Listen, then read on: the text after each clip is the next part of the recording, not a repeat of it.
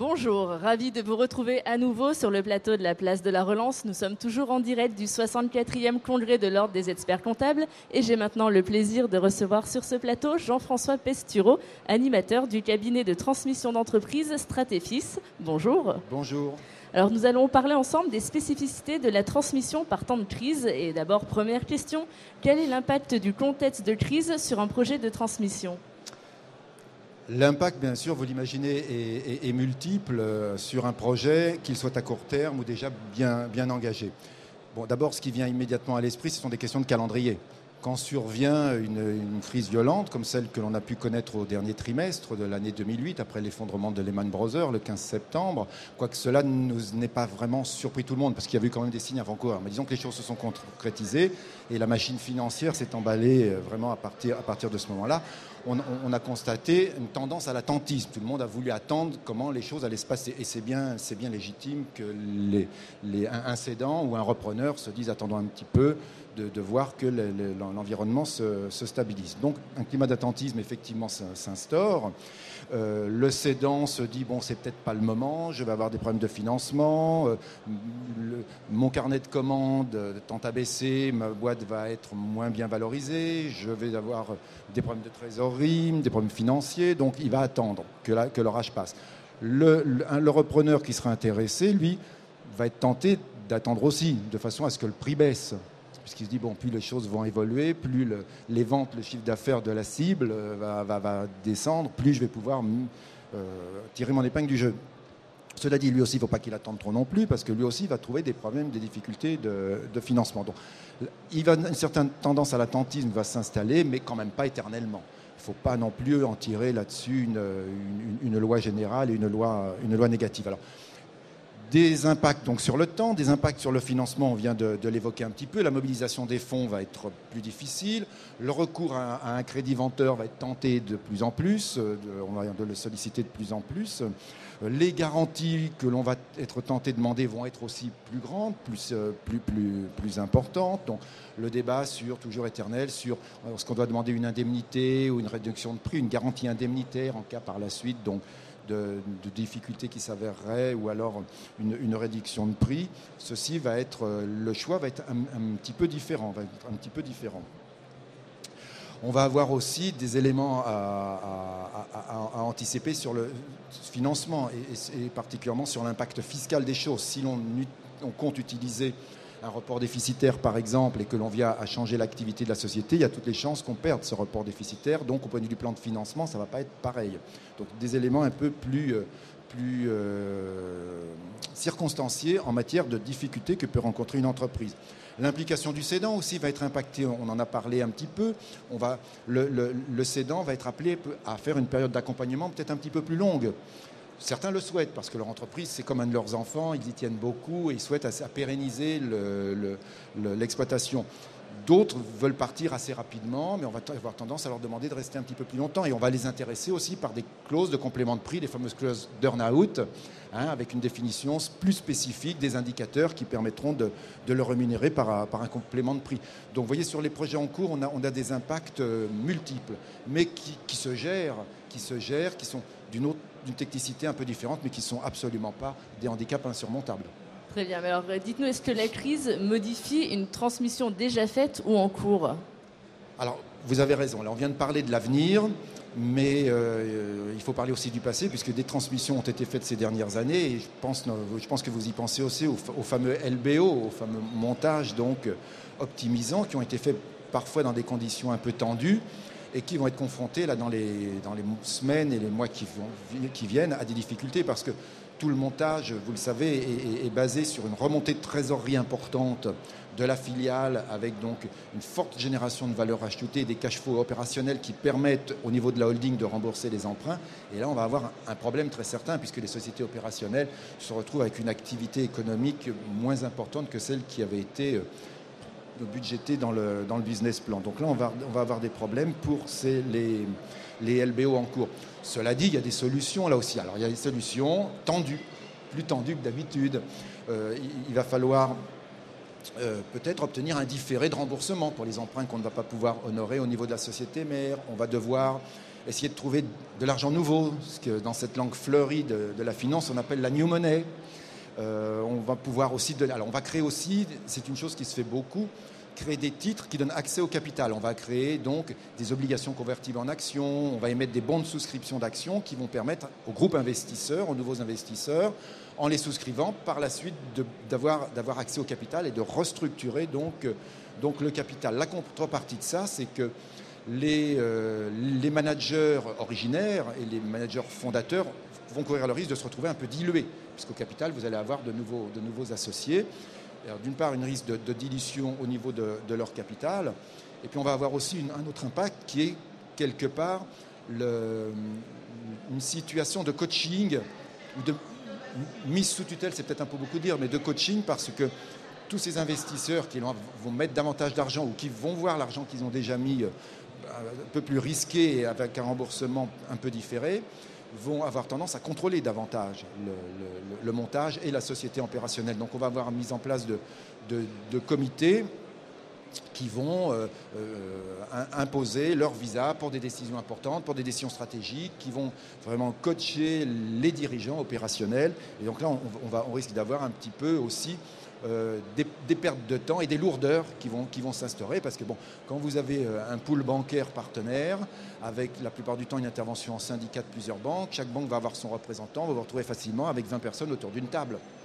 Alors déjà, rien que le fait de pouvoir provoquer une réunion de 20 personnes autour d'une table dans un comité de surveillance, c'est déjà en soi formellement une difficulté.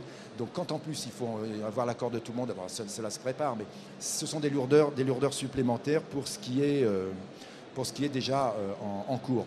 Alors, par contre, une chose peut-être utile, c'est que jusqu'à présent, j'entends dire que la fusion rapide entre la société mère et la holding la holding et la filiale qui rencontre des difficultés sur cette remontée de cash flow pouvait présenter des risques fiscaux.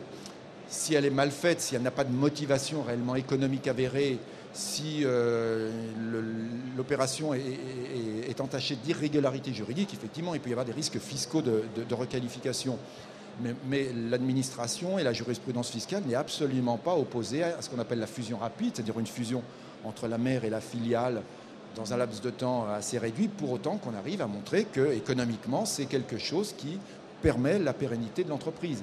Là-dessus, il y a de la jurisprudence et il y a des arguments à avancer. Il ne faut pas avoir peur de la fusion rapide. Il faut bien la faire.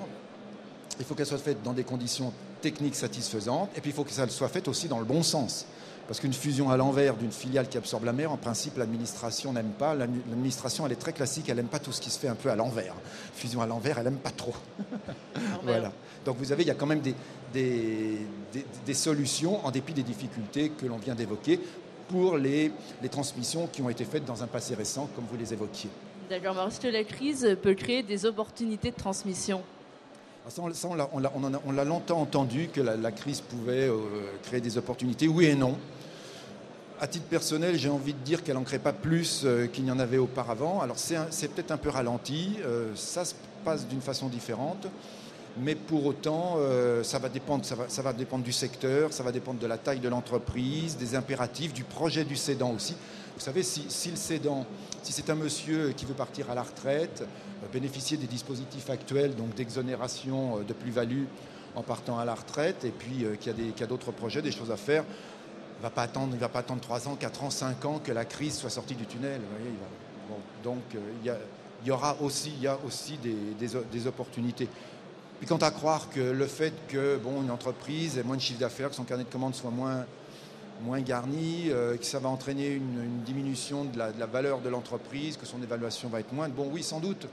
Mais on ne va pas attendre 5 ans pour ça si on en a besoin pour pouvoir faire haro sur une part de marché, par exemple, ou c'est parce qu'une technologie ou un savoir-faire du personnel intéresse dans cette société. Il y a une multitude d'autres facteurs.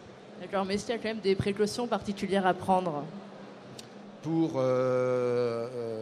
dégager, pour localiser une opportunité. Oui. Il y a effectivement de nombreuses précautions à prendre, parce que Lorsqu'on cède une entreprise, c'est un peu lorsqu'on cède une maison aussi ou une voiture. La voiture, on la nettoie avant, on va la passer au jet et on essaie qu'elle soit la plus jolie possible.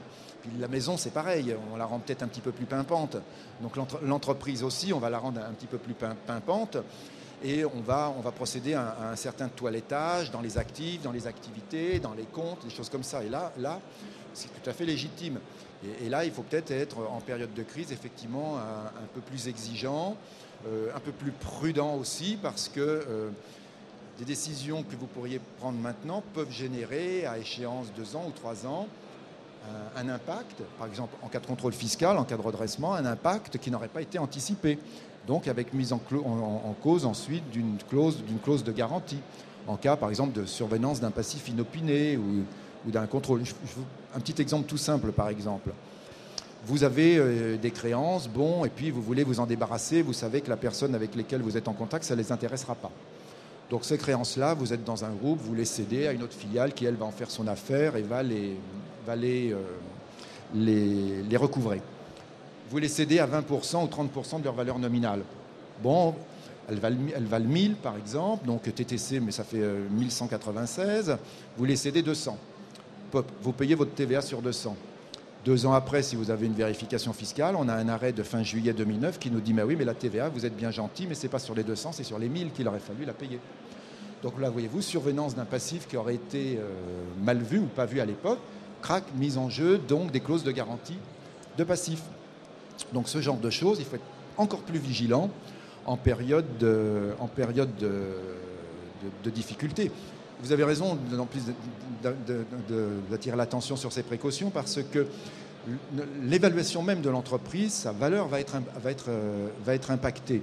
On va se poser des questions peut-être qu'on n'aurait peut-être pas fatalement, qu'on serait peut-être pas fatalement posé avec autant d'approfondissement dans un contexte euphorique où tout va plus ou moins de ça. La valeur d'une entreprise, c'est une valeur future, c'est son aptitude, sa capacité à générer des bénéfices futurs. Donc dans une période de difficulté, c'est sûr qu'on voit un peu à court terme, on a du mal à anticiper cette capacité à générer du résultat, à générer de la valeur ajoutée dans l'avenir. Donc au niveau de l'évaluation, là aussi, il va y avoir des éléments un peu différents. Il va falloir évaluer aussi, par exemple, la capacité d'adaptation de la société, sa flexibilité, sa capacité à s'adapter à des évolutions, qui vont peut-être être plus rapides ou plus inéluctables qu'elles ne l'auraient été si ce n'avait pas été en temps de crise. Pour tout ce qui a trait à l'innovation économique aussi, ou à l'innovation technologique, il va falloir être aussi particulièrement vigilant en temps de crise parce que ce qu'on espérait être un beau projet, peut-être qu'avec la crise, ça ne va pas l'être tant que ça. Ou alors peut-être que ça va l'être 10 fois plus aussi. Vous voyez, donc il n'y a pas de règle, mais il y a une incertitude peut-être un peu plus grande à cerner. Voilà. Alors aussi, une des particularités importantes aussi, c'est en matière sociale. Ça, je n'insisterai jamais assez sur l'importance de l'audit social de l'entreprise à céder. Chose toute bête. Vous cédez une entreprise, elle est reprise par une autre. Est-ce qu'on va changer de convention collective? Quels sont les droits des salariés? Quels sont les droits acquis? L'entreprise que vous acquérez, vous allez en faire quelque chose. Quand on acquiert une entreprise, ce n'est pas pour l'acquérir, c'est pour la redynamiser ou profiter d'un acquis qu'elle a déjà qui est sous-évalué. Donc là, on va en faire quelque chose. Donc, est-ce que le personnel, là aussi, va pouvoir s'intégrer dans la nouvelle équipe? Les motivations, en termes humains, il y a énormément de choses. Bon, le stress des collaborateurs est en ce moment malheureusement un sujet très douloureux, mais en cas de transmission d'entreprise, là aussi ça peut être quelquefois délicat pour le personnel d'une entreprise de se voir reprendre, beaucoup de choses. Alors, en temps de crise, peut-être un peu plus qu'à d'autres moments. D'accord, mais alors quel est le rôle particulier des conseils finalement? Alors, le rôle de la direction de l'entreprise cédée, bien sûr, est d'être vigilant sur tous ce point, mais elle doit aussi s'entourer de ses conseils habituels. l'expert comptable, l'avocat, le notaire, les conseillers techniques aussi, tous les conseillers techniques qui peuvent l'entourer. Et je pense qu'en ce moment, il y en a de particulièrement incontournables. Bon, l'expert comptable de l'entreprise, ça va de soi, mais certains le deviennent encore plus, sont encore pas plus égaux que d'autres, mais plus indispensables que d'autres. Par exemple, en matière immobilière, vu la complexité, le coût de l'immobilier et des difficultés que peut causer une mauvaise transmission, avec toutes ces questions d'amiante, de dépollution, vous avez des sites dont le coût de remise aux normes ou de dépollution est tel qu'on ne peut carrément pas les vendre. Il faut carrément les raser ou dépolluer le terrain est tellement cher que là aussi c'est quelque chose qu'il faut évaluer dans le prix de cession.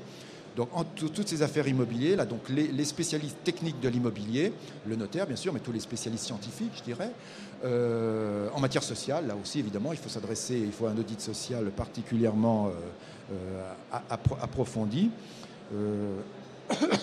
Un audit marketing aussi, ça c'est aussi sur l'évolution des marchés, la capacité de l'entreprise à en générer ensuite des résultats. Ce sont des choses particulièrement importantes actuellement parce que à être négligé, c'est pas simplement le prix de la cession, c'est aussi la pérennité elle-même de l'entreprise et puis le prix de la cession avec mise en cause à chaque fois de ces fameuses clauses de garantie d'actifs ou de passifs qui peut être extrêmement négatif, pénalisant, et puis même aboutir à une cession qui va se ramener à 1 euro symbolique, hein, si vraiment on découvre après des choses qui n'avaient pas été très bien éclairées dès le début. Et ça me fait penser à un point important, votre réflexion me fait penser à cela, c'est vraiment, si vous le permettez, on peut peut-être conclure là-dessus, c'est l'impératif de transparence plus que jamais. Il est important que l'acquéreur de l'entreprise, quand il arrive, se sente chez lui, certes, mais aussi dans une maison de verre où on lui a tout dit et où il se sente à l'aise. Hein, et que le cédant aussi anticipe en portant bien à la connaissance du cessionnaire ce qu'il peut percevoir lui-même comme difficulté à venir, pas forcément certaines d'ailleurs, tout simplement peut-être hypothétique, mais au moins on l'aura dit, on l'aura formalisé dans le protocole, tout ça aura été écrit, acté. Et puis, bon, pour lui, c'est sécurisant. Et puis, ça crée un climat de confiance qui est de nature à assurer la pérennité de l'outil, puisqu'en fin de compte, c'est ça qui est important, c'est que l'entreprise se transmette et se développe.